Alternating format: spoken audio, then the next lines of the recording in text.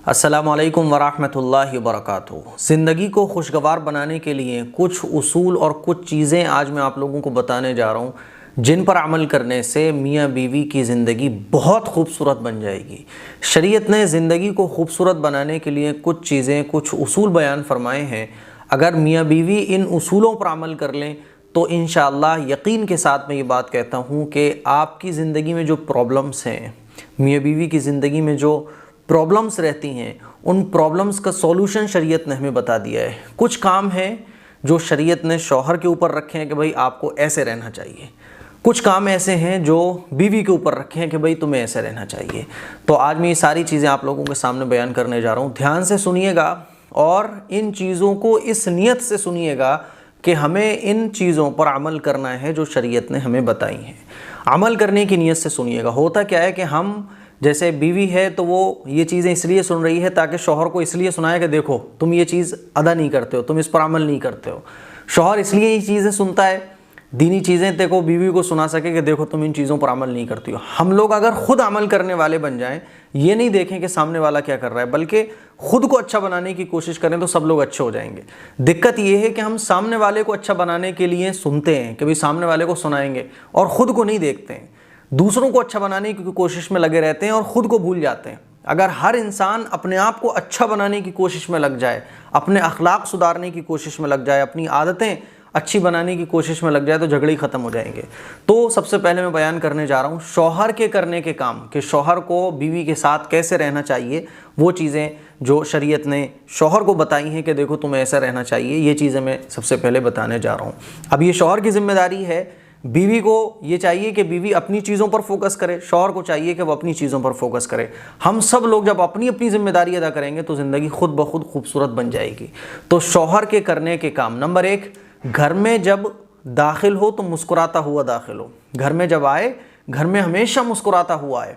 ये नहीं कि साहब बाहर तो बहुत अच्छे से, जैसे बहुत सारे आदमियों की आदत होती है कि बाहर तो बहुत अच्छे से रहते हैं, वो दोस्तों के साथ खूब हंसेंगे, खूब गप्पे लड़ाएंगे, अच्छे से बात करेंगे।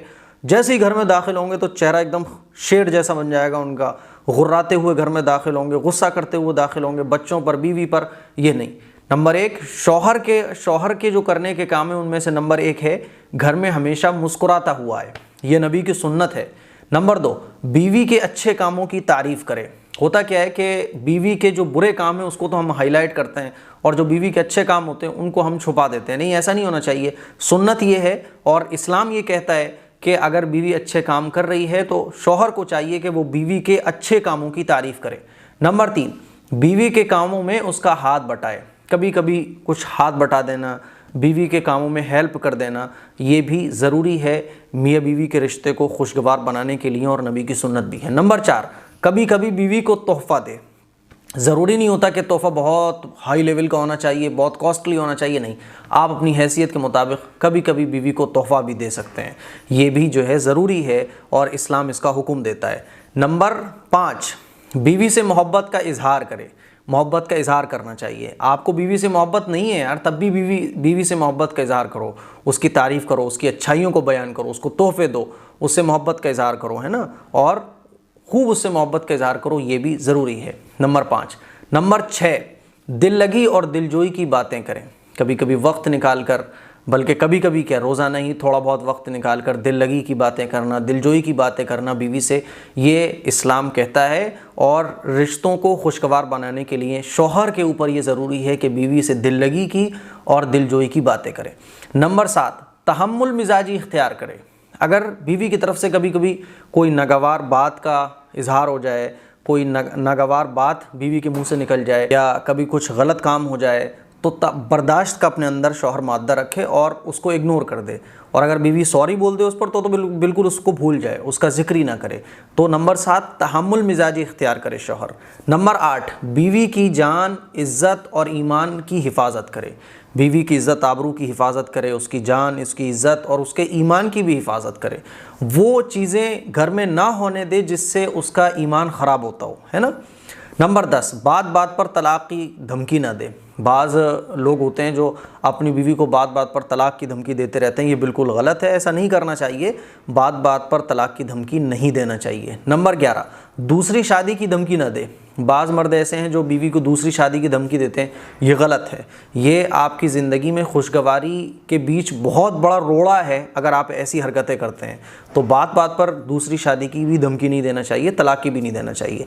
नंबर 12, बीवी के लिए अपनी मसरूफियात में से वक्त निकाले। आप कितनी बिजी क्यों ना हो, लेकिन बीवी के लिए अपने कामों में से थोड़ा बहुत वक्त रोज़ाना ज़रूर निकालें, जिसमें आप उससे गुफ्तगू करें, वो आपसे गुफ्तगू करे, डिस्कस करें, मोहब्बत की बातें करें और ताल्लुकात को मज़बूत बनाने वाली बातें करें, डिस्कस करें। ये ज़रूरी है अगर आप अपनी ज़िंदगी को खुशगवार बनाना चाहते हैं। नंबर 13, बीवी के लिए पाबंदी और अपने लिए आज़ादी इख्तियार ना करें। होता क्या है कि बीवी के लिए तो हर तरह की पाबंदी लगाई जाती है और अपने लिए आज़ादी, ये गलत है। बीवी के लिए पाबंदी नहीं होना चाहिए और अपने लिए आज़ादी नहीं होना चाहिए, बल्कि बीवी के हक़ में जो बेहतर हो वो उसको बताए और आप बिल्कुल आज़ाद ना हो जाएं, बल्कि आपको भी गलत कामों से बचना चाहिए और बीवी को भी बचाना चाहिए। नंबर 14, बीवी पर इल्ज़ाम न लगाए। बाज़ खाविंद ऐसे होते हैं जो बीवी पर इल्ज़ाम लगाते हैं, तो इल्ज़ाम तराशी ये बहुत बुरी चीज़ है। आपकी ज़िंदगी कभी खुशगवार नहीं बन सकती अगर आप इल्ज़ाम लगाते हैं। इल्ज़ाम नहीं लगाना चाहिए। बात बात पर देखा गया है कि बहुत सारे खाविंद होते हैं जो इल्ज़ाम लगाते हैं, इल्ज़ाम नहीं लगाना चाहिए। अगर आपके अंदर ये आदत है तो इसको बिल्कुल अवॉइड करें, इसको बिल्कुल छोड़ दें। नंबर 15, बीवी के रिश्तेदारों से अच्छा सलूक करे और बेएतनाई ना बरते। इसका मतलब ये कि बीवी के जो रिलेटिव्स हैं उनके साथ अच्छे अखलाक से पेश आए। होता क्या है कि अगर कोई हमारे साथ बुरे अखलाक से पेश आ रहा है तो हम उसके साथ वही बर्ताव करना शुरू कर देते हैं। तो जैसे को तैसा इस्लाम नहीं कहता। इस्लाम कहता है कि तुम अच्छे बने रहो। सामने वाला अगर बुरा है तो उसको बुरा बना रहने दो, तुम तो बुरे मत बनो। सामने वाला अगर गाली बकने वाला है तो तुम तो गाली मत बको, ठीक है ना। तो इसीलिए अगर बीवी के रिश्तेदार ख़राब हैं तो कोई बात नहीं, आप अपना हक़ अदा करें, उनके साथ अच्छे से पेश आएँ, उनके साथ अच्छे से बोलें, अच्छे से बातचीत करें। कितने दिन बुरे बने रहेंगे वो? आपके अच्छे अखलाक की बिना पर, आपके अच्छे से पेश आने की वजह से बुरे से बुरा आदमी भी एक दिन ये सोच बैठेगा कि यार मैं इसके साथ बहुत गलत कर रहा हूँ, और वो आपसे बेपनाह मोहब्बत भी करना शुरू कर देगा।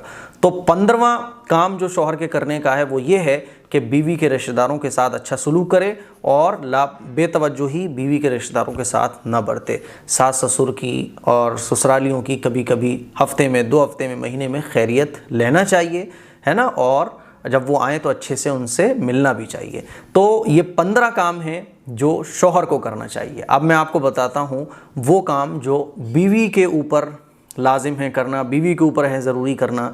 और मियाँ बीवी जब अपनी अपनी ज़िम्मेदारियों को अदा करेंगे तो इंशाअल्लाह यकीन के साथ मैं कहता हूँ कि ज़िंदगी खुशगवार बनेगी। बीवी के ऊपर कौन से काम हैं जिनको शरीयत ये कहती है कि बीवी को करना चाहिए, आइए जानते हैं।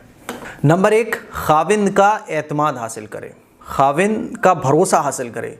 ये बीवी के लिए बहुत ज़रूरी काम है। कोई भी ऐसी हरकत ना करे जिससे खाविंद का एतमाद टूटता हो, ठीक है ना। नंबर 2, लगाई बुझाई और सुनी सुनाई बातों से परहेज़ करें। होता क्या है कि बाहर के जो लोग होते हैं वो लगाई बुझाई करके मियाँ बीवी के दरमियान दुश्मनी पैदा करा देते हैं और ऐसी कन्फ्यूज़न पैदा कर देते हैं, बीवी के दिमाग में डालते हैं देखो तुम्हारा शौहर तो ये है, तुम्हारा शौहर वो है। अब बीवी शक की मिजाज हो जाती है। इसीलिए बीवी को चाहिए कि लगाई बुझाई और सुनी सुनाई बातों से बिल्कुल परहेज़ करे, बिल्कुल बचे। जहाँ पे भी उसके माइंड में ऐसी बातें डाली जाने लगें उसके शौहर के ख़िलाफ़, उसकी ससुराल के ख़िलाफ़, फ़ौरन उन बातों से बचे और ऐसे लोगों से बिल्कुल दूर हो जाए।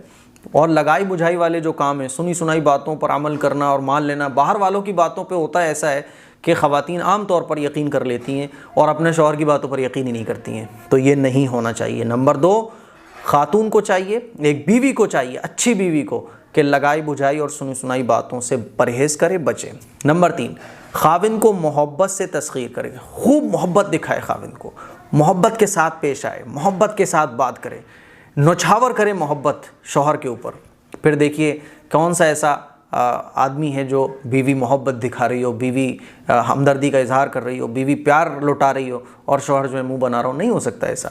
तो नंबर 3, बीवी के लिए ज़रूरी है कि खाविंद को मोहब्बत से तस्खीर करे, खाविंद को मोहब्बत का इजहार करे, खाविंद के ऊपर मोहब्बत लुटाए। नंबर 4, बच्चों की तरबियत का ख्याल करे, बच्चों की तरबियत का बहुत ख्याल रखना चाहिए। ये इस्लाम ने कहा कि बीवी को चाहिए बच्चों की तरबियत का ख्याल करे। नंबर 5, खाविंद के रिश्तेदारों से अच्छा सलूक करे। ये बहुत इम्पोर्टेंट पॉइंट है कि शौहर के रिश्तेदारों के साथ, शौहर की माँ, शौहर का बाप, शौहर के भाई, शौहर की बहनें, शौहर के जितने भी रिश्तेदार हैं, इसका एक बीवी को बड़ा ख्याल रखना चाहिए कि शौहर के रिश्तेदारों के साथ अच्छा सलूक करे। इससे आपकी आने वाली नस्लें आपकी रेस्पेक्ट करेंगी।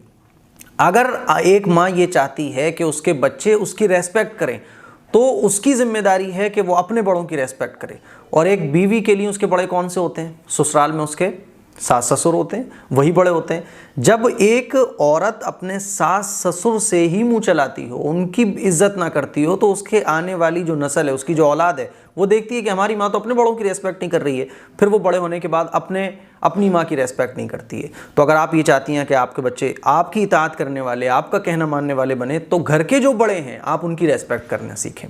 इसीलिए ज़रूरी है बीवी के ऊपर कि खाविन के रिश्तेदारों के साथ अच्छा सलूक करे। जैसे खाविन को शरीयत ने ये कहा कि बीवी के रिश्तेदारों के साथ अच्छा सलूक करे, इसी तरह से बीवी से ये कहा कि खाविन के रिश्तेदारों के साथ अच्छा सलूक करे।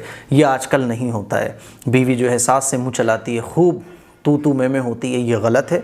बड़ों की हमें रेस्पेक्ट करना चाहिए। बड़ों की अगर कोई बात गलत भी है, तब भी छोटों को खामोश रहना चाहिए, अगर आप इज्जत चाहते हैं, रेस्पेक्ट चाहते हैं।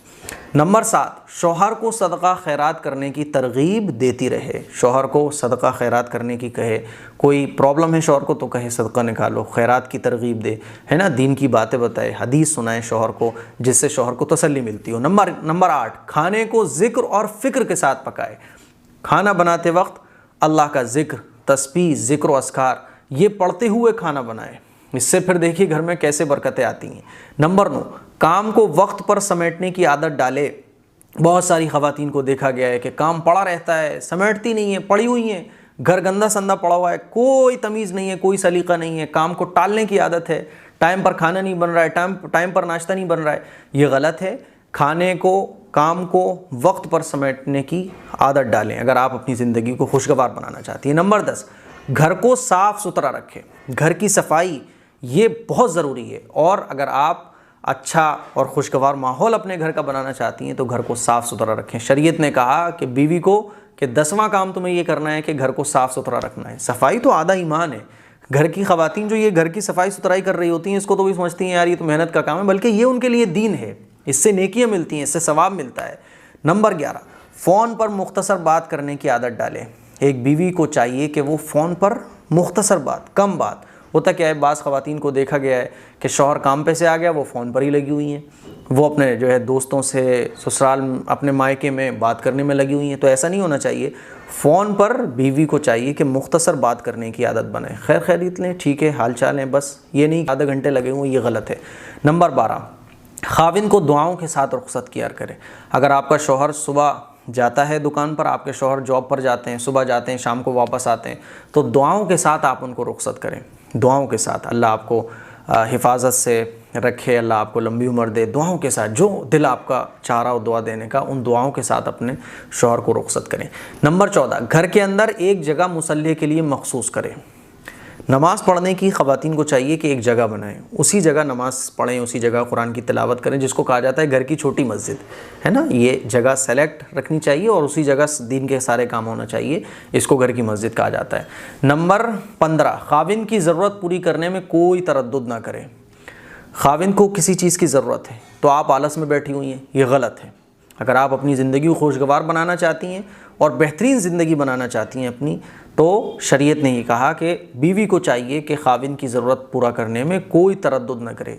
आपको महसूस हुआ ना कि उसको किस चीज़ की ज़रूरत है, फ़ौरन उसकी ज़रूरत को पूरा कर दें आप, उसके कहे बगैर, और वो कह दे फिर भी आप बैठे हुए हों, तो ये तो बहुत गलत बात है। इस्लाम ये कहता है कि खाविन की ज़रूरत पूरी करने में कोई तरद्दुद बीवी को नहीं करना चाहिए। नंबर 16, अपने अंदर सब्र और तहम्मुल पैदा करें।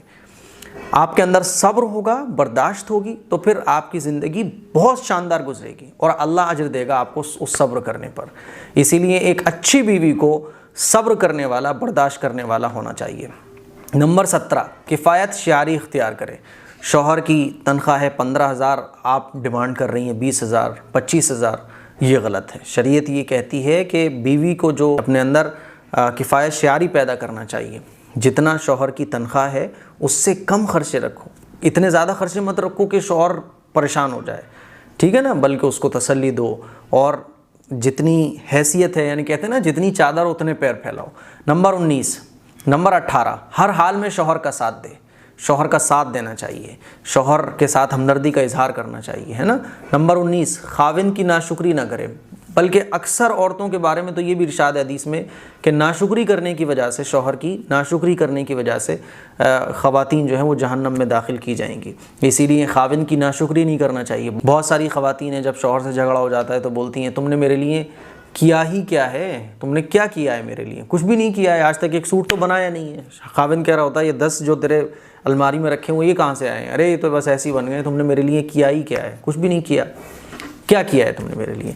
तो ये नहीं होना चाहिए, खाविन की नाशुक्री नहीं करना चाहिए, बल्कि जब भी कोई मौका हो तो खाविन की शुक्रगुजार बने, शुक्र अदा करे, है ना, खाविन की तारीफ़ करे। नंबर 20, खाविन को नाराज़ करके ना सोए। बाज़ ख़वातीन मुंह बना के सो जाती हैं, खाविन को नाराज़ करके सो जाती हैं।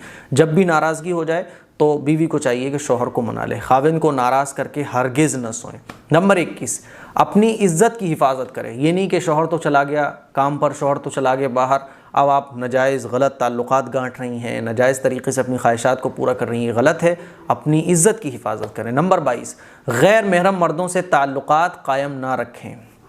गैर महरम मर्द जिनसे आपके लिए बात करना, ताल्लुकात कायम करना नाजायज़ और हराम है, ऐसे मर्दों के साथ आप बिल्कुल ताल्लुकात कायम ना करें। शौहर तो चला गया बाहर, अब आप अपने एक्स बॉयफ्रेंड के साथ कॉल पर बात कर रही हैं, चैटिंग कर रही हैं, या नाजायज़ ताल्लुकात गांठ रही हैं, दोस्त बना रही हैं, है ना, ये गलत है। तो ये कुछ काम थे जो मियाँ बीवी को करना चाहिए, जिनके करने से ज़िंदगी खुशगवार होती है। उसूल, ये कुछ चीज़ें हैं जो शरीयत ने मियाँ बीवी को सिखाई कि देखो भाई ऐसे रहो, तुम ये करो, तुम ये करो। अब हमारी ज़िम्मेदारी है कि हम अपनी अपनी चीज़ों को अदा करने की कोशिश करें, और जब भी कोई चीज़ अदा ना करे तो उसको याद दिलाएं और ठंडे दिमाग से मिल बैठकर डिस्कस करें, अल्लाह से दुआ करें और इन चीज़ों पर अमल करें। दुआओं की गुजारिश है, इस क्लिप को शेयर करें। हो सकता है कि इस क्लिप को शेयर करने से न जाने कितने लोगों की ज़िंदगी खुशगवार बन जाए। अस्सलामु अलैकुम वरहमतुल्लाहि वबरकातुहू।